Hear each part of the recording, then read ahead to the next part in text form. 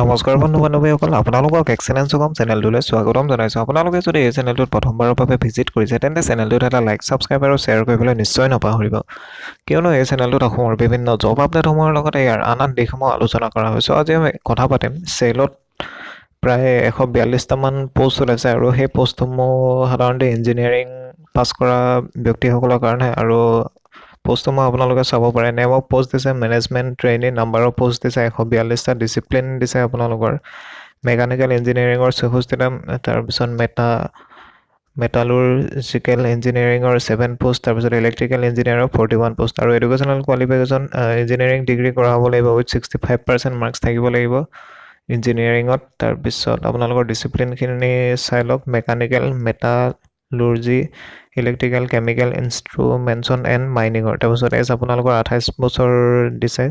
তাৰপিছত এজ ৰিলেক্সন পাব ৰিজাৰ্ভ কেটেগৰীৰ কাৰণে। তাৰপিছত দৰমহা দিব 20,600 টকাৰ পৰা 40,500 টকা, অতি ভাল দৰমহা। চিলেকশ্যন প্ৰচিডিও আপোনালোকৰ হ'ব গ্ৰুপ ডিছকাশ্যন আৰু ইণ্টাৰভিউৰ জৰিয়তে। হাউ টু এপ্লাই আপোনালোকে এইটো অনলাইন মাধ্যমেৰে কৰিব লাগিব, যোনটো আমাৰ ডেছক্ৰিপশ্যনত এডভাৰটাইজমেণ্ট ডিটেইলছৰ লগতে এপ্লাই অনলাইন লিংকটো দি দিয়া হ'ব, যাৰ জৰিয়তে আপোনালোকে অতি সহজে ঘৰতে এপ্লাই কৰি ল'ব পাৰিব। আৰু ইম্পৰ্টেণ্ট ডেটখিনি দিছে আপোনালোকৰ অনলাইন ৰেজিষ্ট্ৰেশ্যন ডেট দিছে 25 মে 2019 আৰু ক্লজিং ডেট দিছে 14 জুন 2019।